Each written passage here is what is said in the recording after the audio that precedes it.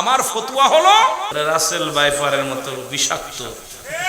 ওরা সবল দিলে, ওরা সবল দেয়, উপরে একটা রূপ ভিতরে একটা রূপ। দিক বুতে উপরটা যত চাকচিক্কা দেখা যায়, আল্লাহর কসম ওদের ভিতরটা, যেহেতু ওই বংশের মধ্যে আমার বিস্তার, কারণ আমার অধিকাংশ চাচারা ওই পন্থী। আপনারা যাইবেন, বক্তার বাড়িতে যাইবেন, বক্তার দাওয়াত দেওয়ার জন্য একটু দয়া করে মোবাইল বন্ধ করে একটু বাড়িতে খোঁজ নেবেন, কোন বক্তা কোন জায়গা আছে, কোন বক্তার অবস্থা, কোন বক্তার বাড়ি বেপর্দা, কোন বক্তার বাড়ি কি অবস্থা, একটু বাড়ির খোঁজ নেবেন। এটা আমাদের একান্ত দায়িত্ব আমি মনে করি। অনেক বক্তা আছে উপরে লিবাস লাগাইছে সুন্নিয়াত, ভিতরে ওয়াহাবিতে ভরা, গোলালু হয়ে যায়। গোলালু টাকার লোভে, আমার জানা মতো অনেক বক্তা টাকার লোভে দাওয়াত দিলে যদি 1 লাখ ঝেড়ে দেয়, 80,000 ঝেড়ে দেয়, সঙ্গে সঙ্গে দেখা যায় মাহফিলে যায় কিয়াম দুরুদ না কইরে চলে আসে। আমার জানা মতো আছে অসংখ্য ওলামা ইকরাম, তারা দেখা যায় টাকার কাছে বিক্রি হয়ে গেছে, কিন্তু আমার মদিনাওয়ালার প্রেম বাদ দিয়া তারা টাকার গোলাম হয়ে গেছে। যারা বলেন ঠিক কিনা? দাওয়াত দেওয়ার সময় যেতে হবে আলেমের বাড়ি। তা আমার 7টা চাচা, 7টার ভিতর মাশাআল্লাহ 6টাই বাতিল। কথা বুঝেননি? হয়তো আপনাদের দুয়ার বরকতে, হয়তো আল্লাহ তাআলা, হয়তো মদিনাওয়ালা নিক দয়া ছিল, আপনাদের দোয়া ছিল, হয়তো সুন্নি বুঝেছি। আমার কত বুঝান বুঝাই, কিন্তু তারা সবল মারে, শুধু সবলই মারে। তাদেরকে বুঝাইতে গেলে বাবা বুঝতেই থাক, এই পন্থী যথেষ্ট। কথা বুঝেননি? এই জন্য ওই জাতিগুলো বিষাক্ত সাপের, ওই আপনার বর্তমান যে একটা সাপ বাইর হয়েছে, শুনছেন নি কি রাসেল, এর চাইতে বিষাক্ত সবল। এই সবল যারা দেয়, এই জন্য ওদের সঙ্গে আত্মীয়তা করা যাবে না, ওদের সঙ্গে আত্মীয়তা করা যাবে না। খুব সাবধান যুবক ভাইরা।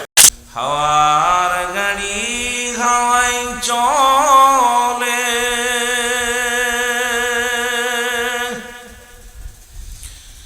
তেলের গাড়ি তেলে চলে, বিনা তেলে চালাই গাড়ি নবী সুলাইমান। আমরা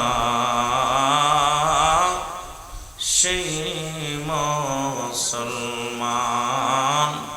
আমরা তথ্যে মুসলমান।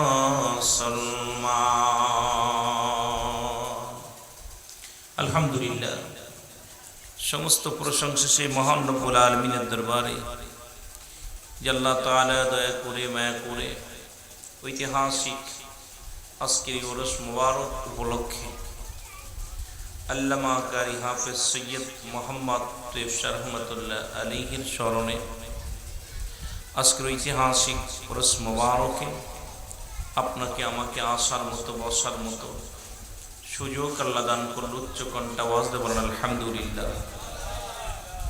আজকের এই মাহফিল থেকে সালাম ও কদম মুছি জানাই কুল কায়নাতের নবী, নবীদের নবী, রাহমাতাল লিল আলামিনের পুত পবিত্র কদম মোবারকে।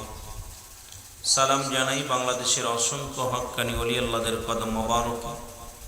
যেহেতু আল্লাহ তাআলা কুরআনুল কারীমের মধ্যে সূরা ইউনূসের মধ্যে 11 নম্বর পারা 62 নম্বর আয়াত আল্লাহ নিজেই ঘোষণা করেন, আলা সাবধান ইন্নানি চালা ইন্না উলিল্লাহি, আল্লাহর তরফ থেকে যারা ওলি হয়, লা নাই খাউফুন শব্দের অর্থ ভয়, ওরা যদি অবস্থান করে হুমদের উপরে হেজানন, তাদের কোনো চিন্তা ভাবনা কিচ্ছু নাই।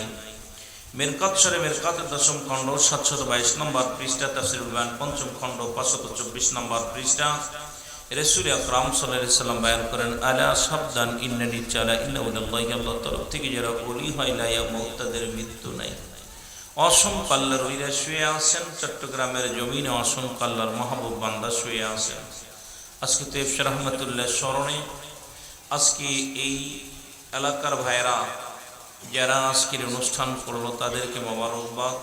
আজকের মাহফিলের সম্মানিত সভাপতি সাহেব, দিগার ওলামা ইকরাম, প্রধান অতিথি সহ সকলকে জানাই আবারও সালাম, আসসালামু আলাইকুম রাহমাতুল্লাহি ওয়া বারাকাতুহু। আপনারা আমাকে অনেকেই চেনেন, আসলে আমি এত বড় বক্তা না, আমি জাননেওয়ালা না, বন্নেওয়ালা না।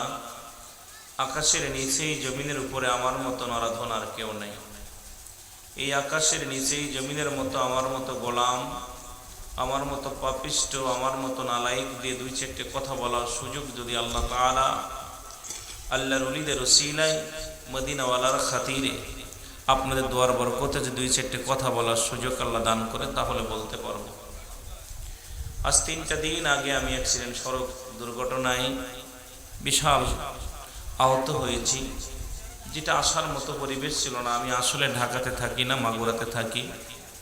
আমার নিজের প্রতিষ্ঠান মা আমিনা সিদ্দিকিয়া মডেল মাদ্রাসা, নিজেই পরিচালক, সেখানে মাদ্রাসা প্রতিষ্ঠা করেছি, সেই মাদ্রাসায় দেখাশোনা করি। চট্টগ্রামের জমিনের ভাষা আর আমার ভাষা এক না, আমি মাগুরা জেলার ভাষা চট্টগ্রামের ভাষা এক না, এক দেশের গালি এক দেশের বলি। এত সময় ভরে আমাদের সম্মানিত আবুল কালাম বায়ানী সাহেব সুন্দর আলোচনা করতেছিলেন। আসলে এই ভাষা আমি কিন্তু বুঝতেছিলাম না, মাঝে মাঝে কিছু বুঝতেছিলাম, কিছু বুঝতেছিলাম না। কিন্তু আপনারা যেটা বলবেন এটা আপনাদের ভাষা, তারা বুঝবে, তাদের ভাষা আপনারা বুঝবেন। আমার ভাষা আসলে এই ভাষা একটা আগেই বলেছি, এক দেশের গালি এক দেশের বলি। তো আমার বায়ান, আমার কথা অনেকেই বুঝবেন না। তো মহান আল্লাহ তাআলা হায়াতের মধ্যে হয়তো বরকত ছিল, আমার হায়াত ছিল, আপনাদের দোয়া ছিল, এই জন্য বেঁচে আছি। এই দুর্ঘটনায় অ্যাক্সিডেন্ট করার পর বাইক আমার পুরে আরেকজন পড়েছে, কিন্তু আমি এত আঘাত পেয়েছি এবং আমার হাঁটুটার মধ্যে, পায়ের মধ্যে অনেক আঘাত চলে গেছে, কাটছে, অনেক আঘাত পেয়েছি। তারপরেও মাহফিল আসার মতো পরিবেশ ছিল না। সুতরাং সুন্নিয়াতের খাতিরে যে আজকে আলেম ওলামা যদি আমরা কাজা করি মাহফিল, অনেকেই বলবে অমুক বক্তাকে দাওয়াত দিইনি, বক্তা 1 নাম্বার বাটপার হবে, 2 নাম্বার কমিটি বাটপার হবে। জনগণ গালি দিতে দিতে যাবে যে মৌলানাকে দাওয়াত দেয় নাই, মৌলানা আসে নাই, বাটপারি করছে কমিটি, আর কমিটি মৌলানার উপরে অসন্তুষ্ট হবে। আমি মনে করি সুন্নিয়াতের জন্য বড় ক্ষতি হবে। এই জন্য এসেছি দোয়া নেওয়ার জন্য, ওয়াজ করার উদ্দেশ্য না। তো এসে চলে যেতে চেয়েছিলাম, যে সে সালাম দিয়ে চলে যাব, তো আমাকে বসায় রাখতে রাখতে 11টা বাজায় রাখছে। আসলে আমার গায়ে জ্বর, আমার হাত পা ব্যথা, অত্যন্ত কষ্ট। কয়েকটা ইঞ্জেকশন নিয়েছি, ওষুধ খেয়েছি, তারপরেও ব্যথা কমে নাই, অত্যন্ত ক্লান্ত আমি। তা তবু যেহেতু আপনাদের মাঝে এসেছি, কিছু সময় কথা বলবো, আল্লাহ যেন বলার সুযোগ দান করে, সকল বলুন আমিন। এই যে ওরস শরীফ দেখলে অনেকের, ওরস মোবারক দেখলে অনেকের চোখে ধাঁধা পড়ে যায়, অনেকে চিন্তা করে এটার আবার কেউ হালুয়া। ওরস শব্দের অর্থ হলো বাসর, ওরস শব্দের অর্থ আশুক মাসুকের মিলন মেলা। ওরস শব্দের অর্থ হলো 1 নম্বরে মেলা। সুবহানাল্লাহ বলেন না? আর একটু জোরে বলেন। আশেক এবং মাসুকের মহান মেলা। তাসিফ শাহ রহমাতুল্লাহ বাংলাদেশের একজন নয়, অল পৃথিবীর একজন সুনামধন্য আলেম, এবং এই জমিনের মধ্যে অসংখ্য আল্লাহর ওলিরা শুয়ে আছেন, তাদের স্মরণ ওরস। এই ওরস শব্দের অর্থ হলো জীবিত এবং মৃত্যু মানুষের সমন্বয়ে মিলন। সুবহানাল্লাহ বলেন না? আর একটু জোরে বলেন, আর একটু জোরে চিল্লায় বলেন। বসতে কষ্ট হচ্ছে, হাঁটুর ভিতরে ব্যথা করে, দেখা যাক আস্তে আস্তে আগায়। তো বিশেষ করে ওরস যেমন দুলহান দুলানি, দুলহান দুলানি, যেখানে বাসর ঘরে থাকে এখানে আর কেউ থাকে না। তদ্রূপ আজকে যারা দুনিয়া থেকে বিদায় হয়ে গেছেন, তাদের আত্মা, জীবিত আত্মা, দুজনের মিলন হচ্ছে আজকের মাহফিল খানা। সুবহানাল্লাহ বলেন। আর একটু জোরে। আসলে এই জুলুস কোন দেশে বাস করব? আমার ভাইয়ের আলোচনা একটা শুনতে খুব মজা লাগতেছিল, একটা বিষয় যে আমরা জুলুস করলে, মিলাদুন নবী পালন করলে, এরপরে ইত্যাদি ইত্যাদি যেটা বললেন, এগুলো করলে বেদাত হারাম এগুলো হয়ে যায়। কিন্তু আমার দেশে ওয়াজ করলে, যে দেশে জিনা করে জেলখানা থেকে বাইর হলে ফুলের মালা পাওয়া যায়, সে দেশে ঈদে মিলাদুন নবী করলে, মিষ্টি বিতরণ করলে এটা হারাম হয়ে যায়। জোরে বলেন ঠিক কি না? অসংখ্য ওলামা একরাম বাংলাদেশে মিষ্টি খাওয়া খাই করছে। এটার কি জানেন আসল উদ্দেশ্য ছিল? ব্যভিচার করে জেলখানায় ঢুকেছে, সেখান থেকে বাইর হওয়ার পর মিষ্টি বিতরণ হয়েছে। আর আমরা রাসূল আগমনে আমরা মিষ্টি বিতরণ করি, তাবারক বিতরণ করি, এটা হারাম করে দিছে আমার দেশের কিছু ফতোয়াবাজেরা। জোরে বলেন ঠিক কি না? দুঃখ না এটা? আমার কথা বুঝতেছেন? কি করে গেছে? ব্যভিচার করে, অন্যায় করে, জুলুম করে। এক কথায় সারা আমার দেশে দেখলাম, আমার এলাকায় দেখি মিষ্টি বিতরণ করে। আমি জিজ্ঞাইতেছি, ভাই কিসের মিষ্টি? কয় বোঝেন নাই, আমাদের শায়েক আজকে নতুন আলো দেখছে। আমি কামসা আছে, আমার নবী আসলে, নবীর ভালোবাসায়, নবীর আগমনে আমরা জুলুস করলে দোষ, আমরা তাকবীর দিলে দোষ। অথচ রাসূল বলছে, আমি দেখতেছি অচিরেই একদল আশিক বাইর হবে, তাদের জবানে পূর্ব দেশ থেকে। কোন দেশ থেকে? জোরে বলেন, কোন দেশ? কথা বলতে কষ্ট হচ্ছে, আমি প্রতিটা কথা বলতেছি আমার খুব কষ্ট হচ্ছে, যেহেতু আমার গায়ের মধ্যে ব্যথা। তো যেটা বলতেছিলাম, রাসূল বলছে পূর্ব দেশ থেকে একদল আশিক বাইর হবে, তাদের জবানে থাকবে নারায়ে তাকবীর, আল্লাহু আকবার, নারায়ে রিসালাত, ইয়া রাসূলুল্লাহ। সুবহানাল্লাহ বলেন না? আর একটু জোরে বলবেন, নাচতে দেবেন।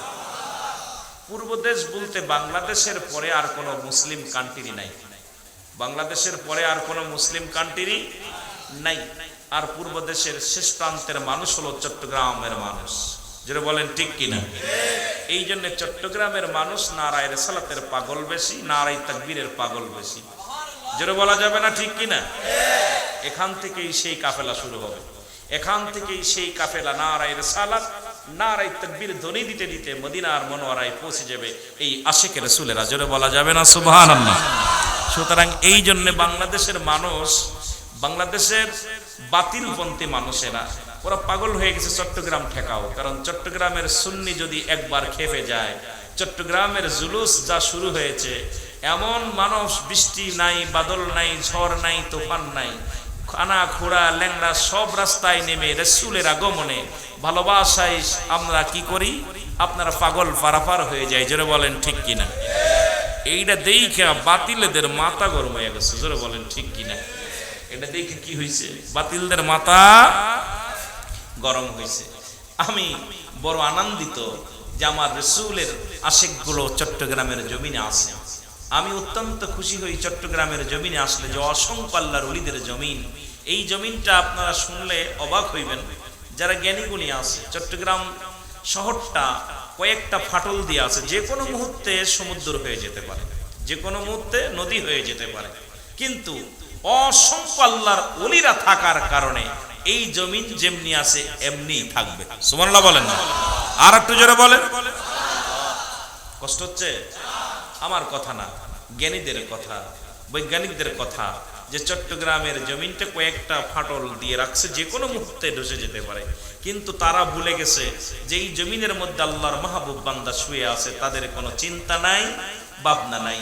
আর এই জমিনের ধস নামাইলে আল্লাহ অন্য জায়গাও নামাইতে হবে। জোরে বলেন ঠিক কিনা? এই জমিনের বড় দাম। আমিন বলেন, আমিন বলেন, আরো জোরে বলেন। মহব্বতের সঙ্গে দুরূদ শরীফ পড়েন, আল্লাহুম্মা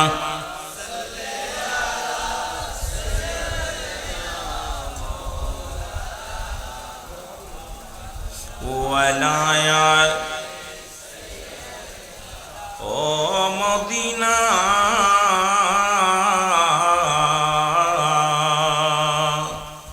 তোমার নাম শুনিয়া হইলাম গো পাগল, দিদার পাইলাম না তোমার নাম শুনিয়া। অসংখ্য হাজিরা মদিনায় রয়েছে, আমার সাথে বলেন, এরে তোমার নাম শুনিয়া হইলাম গো পাগল, দিদার পাইলাম না তোমার নাম শুনিয়া।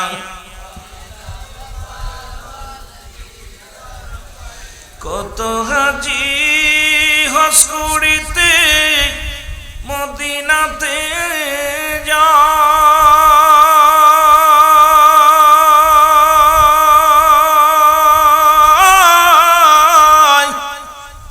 এই আসে কি কান্দি বসে নবী দিদার নাহি পায়।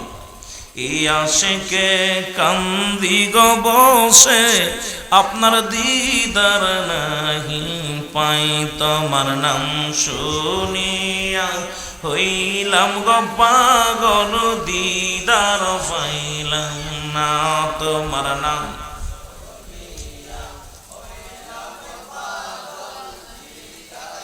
বাবারা জোরে জোরে বলেন, মদিনা বলো সোনার, তোমার নাম শুনিয়া হইলাম গো পাগল, দিদার পাই। গরিব আমি বাংলায় বাড়ি, যাইতে পারলাম না,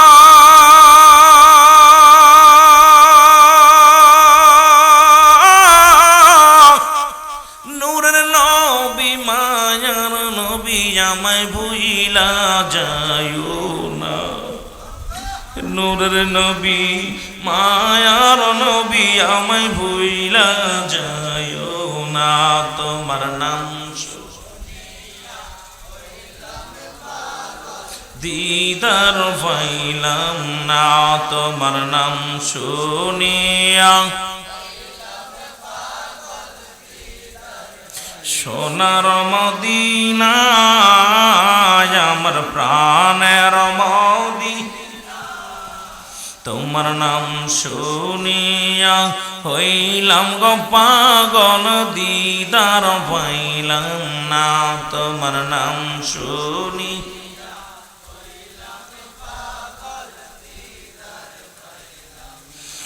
মদিনাতে লঙ্গ মৌলা দেরি সহে না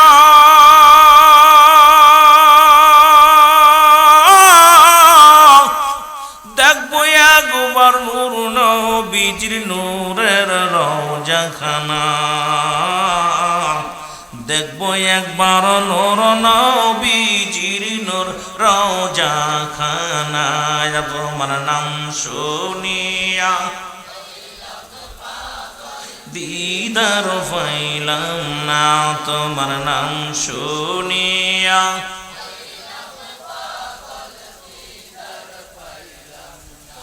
এ দুনিয়ার মুসলমান নবী লাগবে কবরে নবী লাগবে মিজানে নবী লাগবে ফুলসিরাতে নবী লাগবে ইয়াউমুল কিয়ামতের ময়দানে নবী বিনে কোনো বান্ধব নাই নবী বিনে কোনো উপায় নাই নবী বিনে কোনো গতি নাই এই নবীর আশিকেরা সেই নবীর সম্মান সেই নবীর প্রেম ভালোবাসা যার অন্তরে যতটুক তার ঈমান বলতে ততটুক নবীজির প্রেম ভালোবাসা যার অন্তরে নাই তার ঈমান বলতে কিচ্ছু নাই জোরে জোরে বলেন ঠিক কিনা এরে নবীর ভালোবাসা দাড়ির মধ্যে নয় টুপির মধ্যে নয় নবীর ভালোবাসা জুব্বার মধ্যে নয় নবীর ভালোবাসা ঢুকাও অন্তরের মধ্যে আজকে সুন্নি ভাইরা নবীর ভালোবাসা অন্তরের ভিতরে ঢুকানোর কারণে নবীর নামে তারা পাগল ফারাফর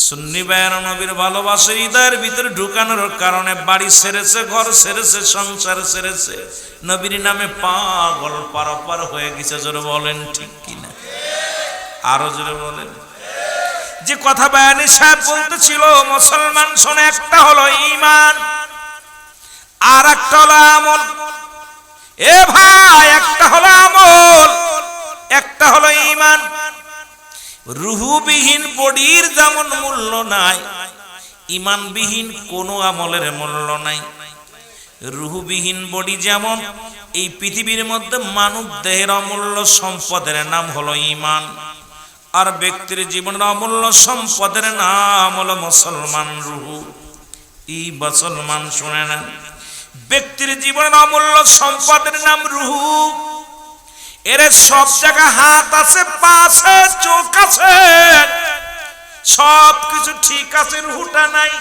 এই বডির কোনো দাম নাই ঠিক কিনা আছে না মিছে সব ঠিক আছে অঙ্গ প্রত্যঙ্গ সব ঠিক আছে মুসলমান শুধু রূহ জিনিসটা নাই এই বডির কোনো মূল্য নাই কিন্তু পাও না থাকলেও চলবে হাত না থাকলেও চলবে কত মানুষের হাত নাই কত মানুষের চোখ নাই কত মানুষের কান নাই কত মানুষের একটা হাত নাই পা নাই মুসলমানের অঙ্গহীন মুসলমান তবু রূহ থাকার কারণে ওই ব্যক্তি জিন্দা ওই বডির দাম আছে মুসলমান ঈমানবিহীন কোনো আমলের মূল্য নাই এখন আজকে আমাদের সমাজে ঈমান আছে আমল নাই ঈমানটার আগে বুঝতে হবে যেটা বয়ানি ভাই বোঝাইতেছিল মুসলমান শুনে নাও গভীর মনোযোগ ঈমান নামাজ পড়েছেন এটার নাম আমল রোজা রাখছেন এটার নাম আমল পাগড়ি বাঁধছেন এটার নাম আমল, হজ করেছেন এটার নাম আমল,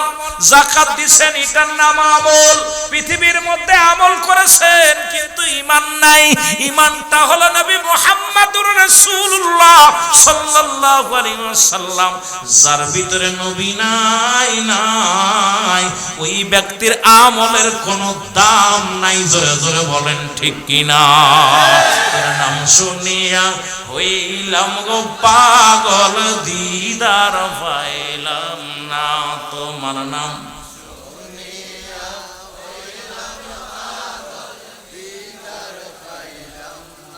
ওই তো 2-1 ঘন্টা কথা বলতে পারবো না বাবা, খুব কষ্ট হচ্ছে বলতেছিলাম, এই জন্য আগে আসলে একটু হয়তো মজা পাইতাম। যান সারাদিন জার্নি করার পরে এখন গায়ের ভিতরে যন্ত্রণা। তা সমস্ত বাংলাদেশে আপনাদের দেশে বড় পাগড়ি টুপিওয়ালারা দেখি আমলে ভরপুর, আইরে আমল, তাহাজ্জুদের নামাজ পড়ে, এরপরে ওই আপনার ওই দেখা যায় তাসাউতের নামাজ পড়ে, কত নামাজ আর তসবিহ টিপতে টিপতে কপালে এতনা বড় দাগ হয়ে গেছে। বিশ্বাস করবেন না, সুন্নি ভাইদের কপালে দাগ সহজে পড়ে না। কথা কোন? মার ফাটতে পড়ে নামাজ পড়তেছি, এখন কিন্তু কপালে দাগ ফেলাইতে পারিনি। কথা বুঝেন নাই? দাগ করেন? আমার এক ভাই আছে, হঠাৎ করে দেখি বলতেছে যে আমার নামাজ কবুল হয়েছে। বলে কেন? কয় মেজো ভাই তো অনেকদিন নামাজ পড়ে কিন্তু ওনার তো কপালে দাগ পড়ে নাই, আমার তো দাগ পড়ে গেছে, তার মানে আল্লাহ দ্বারা কবুল হয়েছে। আমি কই নামাজ তো পড়ছি, কেমনে নামাজ পড়েছি? এই হাঁটুর মধ্যে দাগ, কপালে দাগ। কিন্তু আমার মুসলমান, আমার দেশের দাগ পড়া মুসলমান অসংখ্য আছে কিন্তু নবী মানে না। আরে আল্লাহ পাক একমাত্র ঠিকানাই হলো রাহমাতাল লিল, আরো জোরে বল রাহমাতাল লিল। যেটা আমার ভাই বুঝাইতে এসেছিল ওইটা আমি সংক্ষিপ্তে আলোচনাটা করে যেটুকু বুঝতে পেরেছি সেটা হলো মানব জীবনের অমূল্য সম্পদের নাম হলো ঈমান। আর ঈমান যার ভিতরে নাই, কিসের আমল? যার ভিতরে রূহ নাই ওই বডির কোনো মূল্য নাই। জোরে বলেন ঠিক কিনা? আজকে দেখলাম বরগুনার জমিনে আমার সবচেয়ে কষ্ট লাগলো, বরযাত্রী খাওয়ার জন্য যাইতেছিল কালকে, গতকাল, আজকে দেখলাম নেটের মধ্যে যে একই ইসের ভিতরে 11 জন না 10 জন দুনিয়া থেকে বিদায় হয়ে গেছে বেলি ব্রিজ ভেঙে। আল্লাহ কখন এই মানুষগুলো দেখতেছি শোয়ায় রাখছে, সুন্দর বডি ফিটনেস সব ঠিক আছে, বাতাসটা না থাকার কারণে কথাও বলতে পারছে না, উঠতেও পারছে না, খানাও খাইতে পারছে না, শোয়ায় রাখছে। ঠিক কিনা? তদ্রূপ আপনার আমার জীবনের যদি নবী না থাকে, কিসের নামাজ, কিসের রোজা, কিসের হজ, কিসের যাকাত, সব কিছু বরবাদ হয়ে যাবে। আগে লাগবে আমার নবী। জোরে বলেন ঠিক কিনা? আরো জোরে বলেন ঠিক কিনা? এখন আমার দেশের ভাইরা সবাই বলে নবী আমগার মতো মানুষ। নবী কয় হায়াতি খায়রুল লাকুম। আলেম ওলামা গভীর মনোযোগ। নবী বলতে সুম্মাতিরা রে, আমি নবী দুনিয়ার মধ্যে আগমন করেছি, এটা আমার উম্মতের জন্য কল্যাণ স্বরূপ। সুবহানাল্লাহ বলেন। আরো জোরে, আরো জোরে।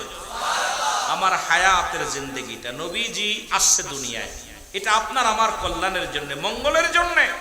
নবী বলতেছেন হায়াতি খায়রুল লাকুম, আমার হায়াতের জিন্দেগিটা এটা হলো আমার উম্মতের জন্য কল্যাণ স্বরূপ। কারণ আমার কোন ভাবে শরিয়াত, কোন ভাবে বিয়ে করতে হবে, কোন ভাবে সংসার করতে হবে, আমার নবী বলতেছে আমার উম্মতিরা তোদের সঙ্গে আমি কথাবার্তা বলেছি, তোমাদের মতো চলাফেরা করেছি, তোমাদের সঙ্গে ব্যবসা বাণিজ্য এগুলো করেছি, শুধু আমার উম্মতের কিসের জন্য? আমার উম্মতের কল্যাণের জন্য, মঙ্গলের জন্য। আমার উম্মতিরা কি করবে, আমার আদর্শ কি, আমার উম্মতের আদর্শ হবে কি, এটা বোঝানোর জন্য আল্লাহ তাআলা আমাকে নবী, এই আমি নবীকে মানব রূপে এই মানুষের মধ্যে পাঠিয়েছে। জোরে বলা যাবে না মারহাবা? আরো জোরে বলা যাবে না মারহাবা? এখন ওদের ধারণা আরে ওই নবী এই কেমনে বিয়ে করছে, ছেলে ছিল, মেয়ে ছিল, পরিবার পরিজন ছিল, রাজনীতি করছে, সংসার করছে, আবার নবী আমগার মতোই তো। নবীও মানুষ, আমরাও মানুষ। নবীরা হলো গুনাহ থেকে মুক্ত, আমরা গুনায় যুক্ত। জোরে বলেন ঠিক কিনা? নবীরা হলো গুনাহ থেকে মুক্ত, আমরা গুনায়। নবীরা হলো মাসুমের মাসুম, আমরা হলাম গুনাহ মার্কা মানুষ। কি মানুষ? কথা বলেন না কেন? এই ব্যাককলদের আমরা বুঝাইতে পারি না। মদিনার মাটিও মাটি, বাংলাদেশের মাটিও মাটি। মদিনার মাটি গায়ে লাগলে গুনাহ ঝরে যায়, বাংলাদেশের মাটি তাবিজ বানাইয়াও যদি নিয়ে রাখেন গলায়, সারা জীবন ভরে শরবত বানাই খাইলেও একটা গুনাহ মাফ হইব। হইব নি? কথা বলেন। অথচ মদিনার মাটি গায়ে লাগলে কি ঝরে? জোরে বলা যাবে না কি ঝরে? এখন মদিনার মাটিও মাটি আর বাংলাদেশের মাটি মাটি, বেশ কম আছে কি? আমি অল্প বুঝাইতেছি, কথা বুঝেন, বোঝেন না আমার কথা? বোঝেন? মদিনার মাটিও মাটি, বাংলাদেশের মাটিও মাটি, মাটি কিন্তু ঠিক আছে, বেশ কম আসেনি? কথা কন। এক মাটি গায়ে লাগানোর জন্য লক্ষ টাকা খরচ করে, আর এক মাটি গায়ে লাগলে চুলকানি রোগ হয়। বাংলাদেশের ময়লা আবর্জনায় ধুলাবালি লাগলে গায়ে কি হয়? কথা কয় না, কি হয়? চুলকানি হয়। আর মদিনার মাটি গায়ে লাগলে, কথা বলেন, কি ঝরে? মদিনা শরীফের পাথরে চুমা দিলে গুনাহ মাফ হয়। যেটা বলেন ঠিক কি না? আর আপনাদের কত সুন্দর রেল স্টেশন আপনার চট্টগ্রামে। আমি একবার টিকিট কেটে এখান থেকে আপনার সিলেট গিয়েছিলাম। আমার বাবারা এই সিলেট সুন্দরভাবে ভালো পাথর দিয়ে সাজায় সাজায় রাখছে একদম ভালো করে। এই পাথরের মধ্যে চুমা দিলে সোনার গন্ধ কয়, প্রস্রাবের গন্ধ কয়। রেল স্টেশনের পাথরে বাড়ির পাশে চুমা দিলে, ওই পাথরে চুমা দিলে কয় প্রস্রাবের গন্ধ, আর মদিনার পাথরে চুমা দিলে গুনাহ মাফ হয়। পাথরে পাথরও বেশ কম। জোরে বলেন ঠিক কিনা? কথা বলেন ঠিক কিনা? প্রিন্সিপালে বেশ কম, আলেমে বেশ কম আছে। আজকে সারা পৃথিবীর মধ্যে নবীতে নবী বেশ কম আছে। আদম থেকে শুরু করে আখিরি নবী রাহমাতুল লিল আলামিন পর্যন্ত যত নবী আছে সমস্ত নবীদের ইমাম হলো রাহমাতুল লিল। আরো জোরে বলা যাবে না?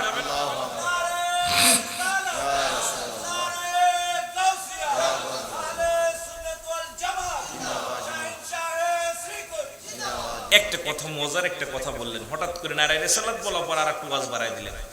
আমার দেশের কিছু ভাইয়েরা বলে নারায়ে তাকবীর আল্লাহু আকবার, নারায়ে রিসালাত দিতে রাজি নাই। আচ্ছা বলেন দি, ইসলাম আনছে নারায়ে তাকবীর তাকবীর আল্লাহু আকবার, দিন ইসলাম আনছে কিনা? কথা বলেন। ওয়াজ কি বোঝেন না ভাই? আমার আনছেন কেন? প্রয়োজন নাই। আমার বাসা না বুঝলে না লাভ আছে? আমার কথা বোঝেন? আরে ইসলাম যার উপরে আসছে, নারায়ে তাকবীর দিলি আল্লাহু আকবার, নারায়ে তাকবীর বলা, দিন ইসলাম যারা বললা, দিন ইসলাম বলে তাকবীর দিয়ে ফাটাইতেছো তোমরা। ইসলামটা কার উপরে আসছে? কার উপরে? তো সেই নারায়ে রিসালাত বলতে তোমার কষ্ট কি? আগে নারায়ে রিসালাত চেনো, তারপরে নারায়ে তাকবীর দাও, তারপরে দিন ইসলাম বলো। দিন ইসলাম বলার আগে দরকার ছিল নারায়ে রিসালাত বলার, যেটা সুন্নিরা বলে তোমরা বলো না। জোরে বলেন ঠিক কিনা? কথা বোঝেন আমার? আগে বলতে হবে নারায়ে, তারপরে তো বলতে হবে দিন ইসলাম। দিন ইসলাম বলার আগে আমরা আপনাদেরকে অনুরোধ করব, যারা দিন ইসলামের পক্ষে, আপনারা দিন ইসলাম বলার আগে নারায়ে রিসালাত বলতে হবে। নবী যদি না থাকতো কিসের ইসলাম? ইসলাম চিনাইলো যিনি, ইসলাম যার উপর আসলো তাকে আগে চিনার দরকার আছে কিনা? আর একটু জোরে বলেন আছে কিনা? যার ওসিলায় মিষ্টি খাও, মোল্লা চেনো না। মোল্লা চেনো না? আগে মোল্লা না চিনা এই দুনিয়ার মধ্যে ইবাদত বন্দেগী কইরা শান্তি পাবা না। শান্তি পাইতে হলে মদিনায় দৌড়াও। জোরে বলেন ঠিক কিনা? ও মদিনার মাটি রে, তুই যে বড় খাঁটি রে, বলো ও মদিনার তুই যে বড়, তোর বুকেতে শুয়ে আছে আমার নবী মুস্তাফায়ে, বলেন তোর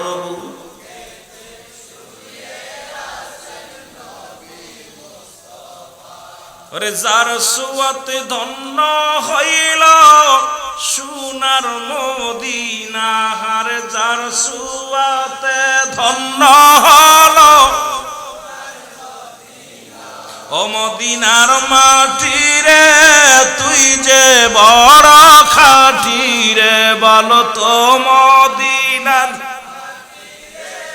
তুই যে বড়, তোর বুকেতে শুয়ে আছে আমার নবী মুস্তাফা। সুবহানাল্লাহ বলেন। জায়গার দাম বাড়ছে ব্যক্তির কারণে, জায়গার দাম বাড়ছে ব্যক্তির কারণে, ইসলামের দাম বাড়ছে নবী। তা নবী চিনিস না কিসের ইসলাম? কথা কই না কেন? নবী চিনিস না কিসের ইসলাম? আমার নবী চিনতে হবে আগে, তারপরে চিনতে হবে ইসলাম। ইসলাম চিনার আগে নবী চিনতে হবে, নবী চিনে ইসলাম চিনতে হবে, তাহলে চিনা যাবে। এই জন্য নবীর দাম, নবীর শান, নবীর মান, এই জন্য সুন্নিরা নবীর জন্য পাগল। আমাদেরকে কয় বেদাতি। কি বললো কিচ্ছু যায় আসে না। নবীর ভালোবাসার কারণে বেদাতি হইতে পারি, ঘর ছাড়তে পারি, বাড়ি ছাড়তে পারি, সংসার ছাড়তে পারি, এমনকি মৃত্যুকে হাসি মুখে বরণ করে নিতে পারি, তবে নবী ছাড়তে রাজি। কথা বলেননি? নবী ছাড়তে রাজি নাই। জোরে বলেন ঠিক কি না? রাজি আছেন তো? রাজি আছেন? তাহলে আগে লাগবে কে? এবার কয় মুসলমান আমার একদল কয় নবী মারা গেছে, ওফাতে খায়রুল লাকুম, নবী কয় নবী ইন্তেকাল করছে। এ মুসলমান শুনে নাও, দিলের কান্ডা লাগা শোনো। নবী কয় উম্মতিরা শোনো, এই দুনিয়া থেকে বিদায় নিলাম এটা উম্মতের কল্যাণের জন্য। নবী দুনিয়াতে আসছে নবী উম্মতের কল্যাণের জন্য, আবার দুনিয়া থেকে বিদায় নিছে নবী উম্মতের কল্যাণের জন্য। নবী কয় উম্মতিরা রে, এই দুনিয়া থেকে বিদায় নেওয়াটা আমার উম্মতের জন্য, তোমাদের জন্য। কোন উম্মত পৃথিবীর মধ্যে যদি কোনো ভালো কর্ম করে, আমি নবীর সঙ্গে সঙ্গে আল্লাহর দরবারে প্রশংসা করি উম্মতের হইয়া। আল্লাহ চট্টগ্রামের জমিনের অমুক ব্যক্তি তমুক ব্যক্তি জান্নাতের বাগান সাজাইয়া, ওই জান্নাতের ভিতরে দুরূদ পড়েছে, মিলাদ পড়েছে, কিয়াম করেছে, দোয়া করেছে, কোরআন তেলাওয়াত করেছে, ভালো কর্ম করলে নামাজ পড়েছে, রোজা করেছে, জিকির করেছে, সঙ্গে সঙ্গে আল্লাহর দরবারে প্রশংসা করে আমার নবী। আরে আমার নবী ডাকতে কয় ও মুসলমান, ও মামায়াতি খায়রুল লাকুম, নবী কয় উম্মতিরা শোনো, নবী কয় উম্মতিরা গো, যদি পৃথিবীর মধ্যে কোনো উম্মত গুনাহের কাজ করে, সঙ্গে সঙ্গে আমি নবী আমি আল্লাহর দরবারে ইস্তিগফার করি আর বলি, আল্লাহ অমুক গ্রামে অমুক ব্যক্তি গুনাহ করেছে, তুমি তারে মাফ করে দাও। সুতরাং এমন নবী কয়জন পৃথিবীর মধ্যে পাবি? এমন নবী নসিব গুণে ভাগ্য গুণে একজনকেই পেয়েছি রে মুসলমান। কি কান্দে কার জন্য এই পৃথিবীর মধ্যে থেকে কানলেন নবী, পৃথিবীর মধ্যে সে কানলেন উম্মতের মায়ায়, পৃথিবী থেকে বিদায় নিয়ে শুয়ে আছে উম্মতের মায়ায় কান্দে। জোরে জোরে চিল্লায়া বলা যাবে না মারহাবা। এই বাতিলদের আমরা বুঝাইতে পারি না। এই বাতিলেরা শোন, কারণ আমার নবী কয় আমি ওফাত হয়েছে, আমি ইন্তেকাল করেছি, বিদায় নিছি, এটা আমার উম্মতের কল্যাণের জন্য। যদি কল্যাণ না থাকতো আমি নবী বিদায় নিতাম না। কারণ এই পারে এপারে উম্মতিদের শান্তির জন্য এসেছি, ওপারেও শান্তির জন্য আমি ঘুমায়া গেছি, কারণ ওখানে আমার উম্মতিদেরকে আমি নিয়ে যাব জান্নাতে। জোরে বলা যাবে না মারহাবা? আরো জোরে বলেন না মারহাবা। আরে এমন নবীর প্রশংসা করলে ভালো লাগে কি লাগে না? কথা বলেন, লাগে কি লাগে না? আহা বুকারাম, এই বুকাদেরকে কি খায়া কিতাব পড়ছে, কি খায়া কোরআন পড়ছে, হাদিস পড়ছে, বুঝি আসে না, বড় কষ্ট লাগে। নবীজি বলতেছেন আমি আমার উম্মতরা যখন গুনাহের কাজ করে আমি আল্লাহর দরবারে ইস্তিগফার করি, উম্মতের উপরে আল্লাহ অন্যায় করে ছেলে মাফসায় বাবায়, অন্যায় করে গ্রামের ছেলে মাফসায় চেয়ারম্যান মেম্বার যায়, আমি অন্যায় করি, আমার নবী ক্ষমা চায় আল্লাহর কাছে। এই পৃথিবীর মধ্যে এমন নবী ভাগ্য গুণে নসিব গুণে একজন পেয়েছি। জোরে বলেন ঠিক কিনা? আরো জোরে বলেন ঠিক কিনা? ওরে মানব বেশে কে আইলো রে, কে আইলো ওই মদিনায়, বল মানব বেশে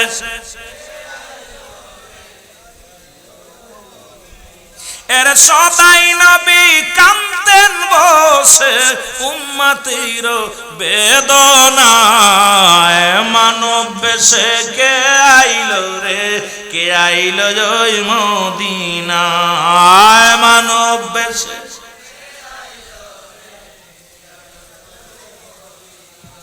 কষ্ট হয় বলতে?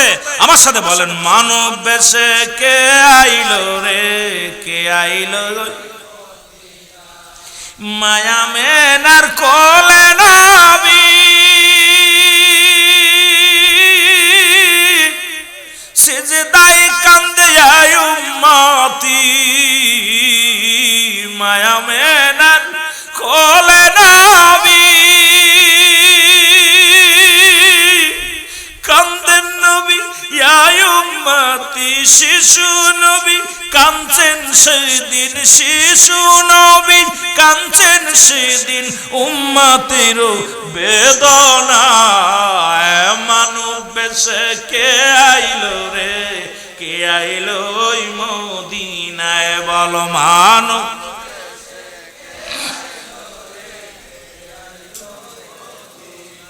আহা আরো জোরে, মানব বেশে কে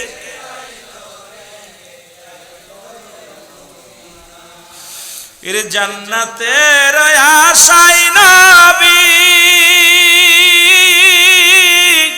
ফরিয়াদ করে নাই একদিনও, কাঞ্চন সদাই উম্মতের মায়ায়, কাঞ্চন সদাই উম্মতের মায়ায়, উম্মত না যাই জন দোজকে হায়। মানব বেশে কে আইলো রে, কে আইলো ওই মদিনায়, মানব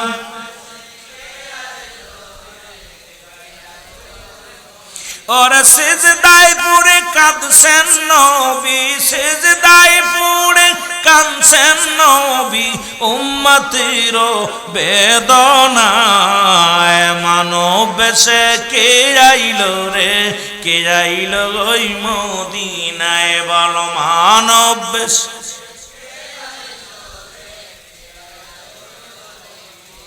একদিন নবী বলেন আমার জান্নাত দিও আল্লাহ, আমার উম্মতের নাজাত দাও।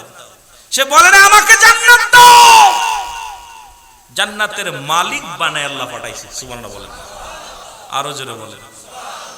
নবী রাজি হইলে আল্লাহ রাজি, ঠিক কি না? নবী রাজি হলে।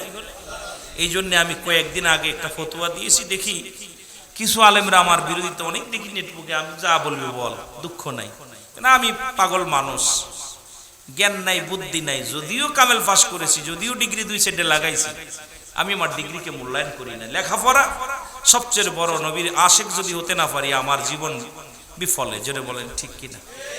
তা যেটা বলতেছিলাম যে নবী বাদে যারা আল্লাহকে পাইতে চায়, রুহুল আমিন সিদ্দিকীর ফতোয়া হলো এরা আল্লাহওয়ালা কাফের। কথা বোঝেন নাই? আমার ফতোয়া শুনছেন? কি আমারে কি বললো জানেন? নবীকে বাদে যারা, নবীকে বাদে যারা আল্লাহকে পাইতে চায় তারা কি কাফের? কথা কয় না কেন? আপনাদের এই জমিনের মধ্যে আল্লাহওয়ালা কাফের অভাব নাই। যদি এখন হাতে গুইনা বলি, নামগুলো বললে সবাই চেনে, কারণ আপনারা জ্ঞানী মানুষ। তারা নবী লাগবে না, ডাইরেক্ট আল্লাহ। আর নবীবিহীন আল্লাহ পাওয়া যাবে না। এই জন্য আমার ফতোয়া হলো নবীকে মাইনাস করে যারা আল্লাহকে পাইতে চায় এরা কি কাফের?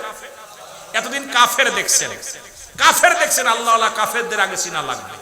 এরা দাড়ি টুপি জুব্বা পাগড়ি সব ঠিক আছে, নবীজির লিবাস গুলো সব ঠিক আছে, কিন্তু অন্তরের ভিতরে নবী নাই। অন্তরের ভিতরে নবীর দুশমনের রাসূল ওই জামানায় ছিল একদল মিনান নাস, মানুষের মধ্যে মায়া করু, তারা বলবে আমান্না তার ঈমান আনছে বিল্লাহি, আল্লাহর প্রতি, অবিলাউমিল আখির, আখিরাতের প্রতি বিশ্বাস স্থাপন করছে, মা কুম বিমুমিনিন। একদল ছিল তারা মুমিন ভেসে রাসূলের কদমে যেতেন, মুমিন সেজে, মুত্তাকিন সেজে। আমাদের বাংলাদেশে চট্টগ্রামের জমিনে একদল লিবাসদারি, লিবাসদারি বলে আমরা ইসলামের ধারক বাহক, ইসলামের ধারক বাহক, ইসলামের রাহবার। আল্লাহর কসম তাদের ভিতরে নবী নাই, এরা হলো দুশমনের রাসূল। জোরে বলেন ঠিক কিনা? এরা হলো দুশমনের। আজকে আমাকে মোবাইলে একজন চট্টগ্রামের এক ভাই খুব গালাগালি করলেন। আমার মেহেদি হাসান ধরছে, আমার আপনাদের যে ইসলামী ওয়াজ টিভির মালিক উনিও ধরছে ফোনটা। আমি অসুস্থ, কথা বলতে পারতেছি না। উনি আমার এমন যারা আমাদের অমকের অমক কথা বলছেন, অমকের অমক কথা বলতেছেন। ঘটনাটা কি? আপনারা দুশমনের রাসূল না আমরা দুশমন? আরে দুশমনের রাসূল যারা নবীর তাবারকরে যারা পায়খানার সঙ্গে তুলনা করতে পারে, আমার নবীর মিলাদ কিয়ামের বিরোধিতা করতে পারে, আমার নবীর নূরের বিরোধিতা করতে পারে, নবীর হাজের নাজরের বিরোধিতা যারা করতে পারে, আমার নবীকে সাধারণ পাবলিক যারা মনে করতে পারে, এদের সঙ্গে আমাদের কোনো আপোষ, এদের সাথে কোনো সম্পর্ক মনে থাকবো? সে যত বড় কুতুব হোক। জোরে বলেন ঠিক কিনা? আরো জোরে মহব্বতে বলেন আল্লাহুম্মা।